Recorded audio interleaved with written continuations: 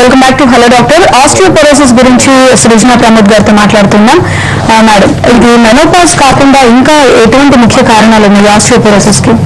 Menopause కాకుండా మేము ఇందాక అనుకుంటున్నట్టు క్రానిక్ డిసీజ్ ఏదైనా కావచ్చండి. అంటే షుగర్ కానీ, లేకపోతే బీపీ కానీ, లేకపోతే సీలియక్ డిసీజ్ లాంటివి కానీ, లేకపోతే ఇరిటబుల్ బబల్ సిండ్రోమ్ ఉన్న వాళ్ళకి థైరాయిడ్ ప్రాబ్లం. ఎందుకంటే వీళ్ళందరిలో మెటబాలిజం స్లో అయిపోతుంది కాబట్టి అబ్జార్ప్షన్ కూడా తగ్గిపోతుంది అనమాట.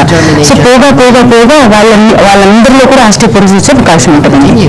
ఓకే, మరి ఎటువంటి క్రానిక్ డిసీజెస్ దీనిపై ప్రభావం చూపిస్తాయి? ఇవన్నీ కూడా అంటే ఇప్పుడు మనం అనుకున్న థైరాయిడ్ ప్రాబ్లం కానివ్వండి, sugar, diabetes, celiac disease, irritable bowel syndrome కానివ్వండి, లేకపోతే ప్యాంక్రెటైటిస్ కానివ్వండి, ఇవన్నీ కూడా అంటే ఈ ప్రతిలో ఈ ఇంటెస్టైన్ భాగంలో అంటే గ్యాస్ట్రో ఇంటెస్టైనల్ ట్రాక్ లో ఎక్కడ ఏ ప్రాబ్లం వచ్చినా కూడా ఇది ఒక రకంగా ఆస్టియోపోరోసిస్ కి దారి తీయచ్చు.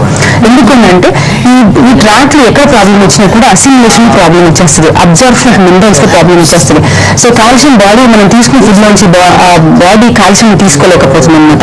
సో ఆ విధంగా కాల్షియం తగ్గిపోతూ వస్తుంది కాబట్టి obviously in return that may lead to osteoporosis. Okay, and దీనికి బోన్ క్యాన్సర్ కి ఏమైనా సంబంధం ఉందా? Bone cancer is completely different అండి. అది బోన్ క్యాన్సర్ బోన్ మారలో అంటే ఏమంటారు లైక్ అబ్నార్మల్ ప్రోలిఫరేషన్ ఉంటుంది అనమాట, అబ్నార్మల్ డిస్ట్రక్షన్ ఉంటుంది బోన్, అది డిఫరెంట్ అనమాట. ఇది ఓన్లీ దాని డెన్సిటీ తగ్గిపోతుంది.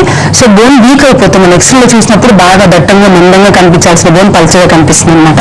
సింపుల్ గా మనం చిన్నగా అంటే చెప్పిన చైర్ నుంచి కింద పడితే కూడా, లేకపోతే సడన్ గా మనం లేయబోయి స్లిప్ అయి కింద పడితే కూడా ఫ్రాక్చర్ అయ్యే అవకాశం ఉంటుంది. అంటే ప్రతి చిన్న బ్లో కూడా బోన్ ని ఎఫెక్ట్ చేస్తుంది. ఆ విధంగా బోన్ పల్చగా అయిపోతుంది. Okay, and at the same time bone పెరగడం అనేది కూడా మనం చూస్తూ ఉంటాం. దానికి కూడా కారణాలు ఏంటి? బోన్ పెరగటం ఏంటంటే అది డిఫరెంట్ కండిషన్ అండి. దాన్ని అంటే ఈ ఆస్టియోఫైట్స్ అంటే ఈ బోన్ అబ్నార్మల్ గా పెరగటం అనేది బోన్ ట్యూమర్స్ కిందకి వచ్చేస్తాయి. అంటే అబ్నార్మల్, అది డిఫరెంట్ కండిషన్. ఆస్టియోపోరోసిస్ ఏమవుతుందంటే ఇంకా ఈ ఆస్టియోపీనియా అంటే ఆస్టియోపోరోసిస్ ఒక కారణం ఆస్టియోపీనియా కూడా చెప్పచ్చు మనము. అంటే ఈ మినరల్స్ బోన్ మినరల్స్ అనేవి తక్కువ అయిపోతాం ఆస్టియోపీనియా అంటే. ఈ బోన్ ఆస్టియోపోరోసిస్ రావడానికి ఆస్టియోపీనియా కారణం కావచ్చు. ఈ రెండు కలిసిన కండిషన్స్ జనరల్ గా ఇంకా బోన్ వెయిట్ తగ్గిపోతుంది, హైట్ కూడా తగ్గిపోతుంది అనమాట. సడన్ గా హైట్ తగ్గిపోవడం చూస్తూ ఉంటాం, అది సడన్ గా వాళ్ళ కాలు చిన్నగా అయిపోవడం చూస్తూ ఉంటాం. సో ఇవన్నీ కూడా ఈ condition osteopenia associated with osteoporosis condition చూస్తుంటాం. బోన్ తరగతి అనేది ట్యూమర్స్, అది బోన్ ట్యూమర్స్ సంబంధించింది వచ్చేస్తుంది అనమాట. అండ్ ఇంకా ఎటువంటి చేంజెస్ ఉంటాయి బాడీలో? బాడీ ఆబ్వియస్ గా ఇది సివియర్ పెయిన్ ఉంటుంది కాబట్టి వాళ్ళు ఏ పని చేసుకోలేకపోవటం, ఒక చోట మీద కూర్చుండిపోవటం, సో ఆబ్వియస్ గా వాళ్ళు వెయిట్ గెయిన్ అవ్వటం, సో అండ్ దానివల్ల చాలా కాంప్లికేషన్స్ అనమాట. సో ఈ ఫ్రాక్చర్స్ అవటం, మల్టిపుల్ ఫ్రాక్చర్ వాళ్ళ జైట్ లో ప్రాబ్లం రావటం, కంప్లీట్ గా వాళ్ళు మేబీ చైర్ కి అంటే వాకింగ్ స్టైల్ అంటే వాక్ చేయలేనంతగా ఫ్రాక్చర్స్ అయిపోవటం చూస్తుంటాం. అండ్ జెనెటికల్ గా ఏమైనా ఆస్టియోపోరోసిస్ కి దారితీసే ప్రమాదం? జెనెటిక్ డిజార్డర్స్ లో జనరల్ గా మేబీ పిట్యూటరీ గ్లాండ్ నెక్రోసిస్ ఉన్నప్పుడు కానీ, లేకపోతే ఈ థైరాయిడ్ జెనెటిక్ అంటే right from birth thyroid problem ఉన్నప్పుడు, అట్లాంటి విషయంలో ఒక్కొక్కసారి మనం ఆస్టియోపోరోసిస్ చిన్నపిల్లల్లో కూడా చూస్తుంటాం, ఈవెన్ ఇలాంటి కూడా చూస్తుంటాం.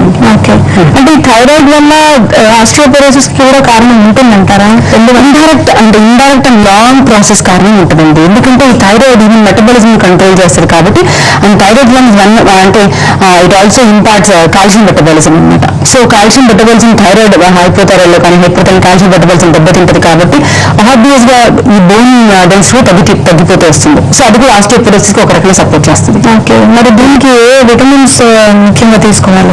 విటమిన్ డి తీసుకోవాలండి. విటమిన్ డి తో పాటు కాల్షియం సప్లిమెంట్స్ తీసుకోవడం మంచిది. At the same time vitamin E తీసుకోవడం వల్ల కూడా ఈ హార్మోన్స్ మంచిగా ట్రిగ్గర్ అవుతాయి కాబట్టి విటమిన్ ఈ తో పాటు vitamin D and calcium supplements తీసుకుంటే సరిపోతుంది. అండ్ కాల్షియం సప్లిమెంట్స్ అని చెప్పి మార్కెట్ లో చాలా వస్తున్నాయి, వాటిని ఎంతవరకు అంటే కాల్షియం సప్లిమెంట్స్ మనం అనుకున్నంత వరకు అంటే కాల్షియం టాబ్లెట్స్ వేసుకోవచ్చు, బట్ ఇట్స్ నాట్ మోర్. మనం తీసుకుంటున్న ఫుడ్ లో చాలా ఉన్నాయండి. అంటే ఎడిబుల్ కాల్షియం అనమాట, అది డైరెక్ట్ గా బాడీ తీసుకోగలదు. So rather than going for the external supplements అంటే బయట దొరికే ప్రోడక్ట్స్ కంటే కూడా మన డైట్ లో ఇప్పుడు మనం మీట్ తీసుకున్నా, పాలు తీసుకున్నా, పెరుగు తీసుకున్నా, చీజ్, బటర్, వీటన్నిటిలో కూడా కాల్షియం చాలా ఉంటుంది. పప్పాయలో కాల్షియం ఉంటుంది, మ్యాంగోలో కాల్షియం ఉంటుంది. సో ఇవన్నీ ఈ డైట్స్ తీసుకోవటం వల్ల అంటే ఇవన్నీ మనకు దొరికేవి అండ్ ఫ్రెష్ కూడా అండ్ ఎడిబుల్, అంటే బాడీ ఈజీగా వాటిలో నుంచి ప్రాసెస్ చేయని అవసరం లేదు, బాడీ డైరెక్ట్ గా తీసేసుకుంటారు. వేరే టాబ్లెట్ రూపంలో కానీ టానిక్ తీసుకుంటే ఏమవుతుంటే మళ్ళీ బాడీ ప్రాసెస్ చేసుకుని తీసుకోవాల్సి ఉంటుంది అనమాట. రాదర్ గోయింగ్ ఫర్ దట్ ఇది మనం తీసుకున్న ఎడిబుల్ ఫుడ్ నుంచి తీసుకోవచ్చు. అండ్ మేల్లో ఎటువంటి లక్షణాలు ఉంటాయి?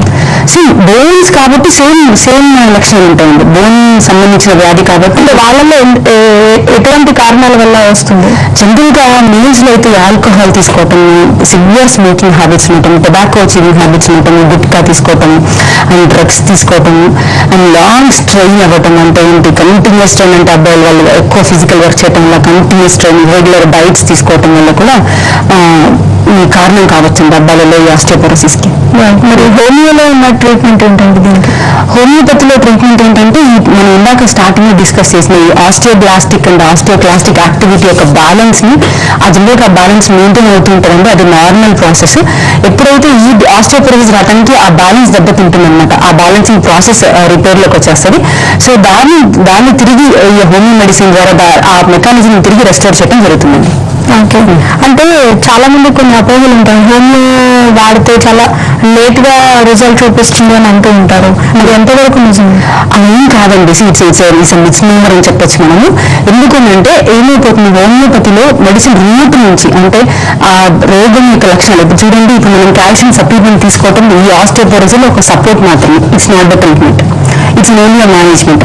బట్ హోమియోపతిలో ఏం జరుగుతుందంటే ఎక్కడైతే ఏ మెకానిజం అయితే ప్రాబ్లం ఉందో, ఎక్కడైతే దానికి అసలైన రూట్ ఉందో అక్కడి నుంచి ప్రాబ్లం క్లియర్ చేస్తూ వస్తుంది అనమాట.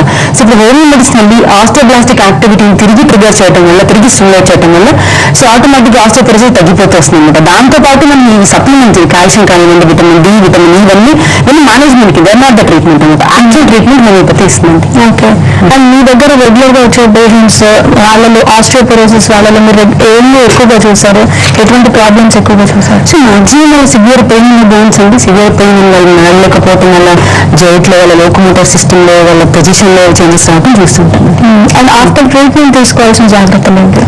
ఆఫ్టర్ ట్రీట్మెంట్ అదే ఇందాక management during and after treatment ఇలా సప్లిమెంట్స్ తీసుకోవటం, ఖచ్చితంగా ఎక్సర్సైజ్ చేయటం, ఎక్సర్సైజ్ లేకుండా ఉండకుండా, ఎందుకంటే ఎక్సర్సైజ్ చేయటం వల్ల బేసిక్ మెటబాలిక్ రేట్ పెరుగుతూ వస్తుంది అనమాట. సో ఆబ్వియస్గా అబ్జర్ప్షన్ ఆఫ్ కాల్షియం లెవెల్స్ పెరుగుతూ వస్తాయి.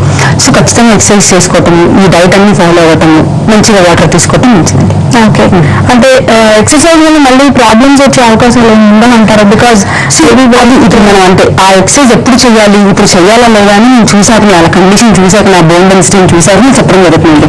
అది కూడా ఆ ఎక్సర్సైజ్ లో కూడా డిఫరెంట్ టైప్స్ ఆఫ్, అంటే వాళ్ళు ఎంతవరకు చేయగలరో అది మాత్రం చేయగలని చెప్పడం అనమాట. మరి వచ్చిన బ్రేక్ తర్వాత మాట్లాడదాం. హలో డాక్టర్లు, మరో షార్ట్ బ్రేక్.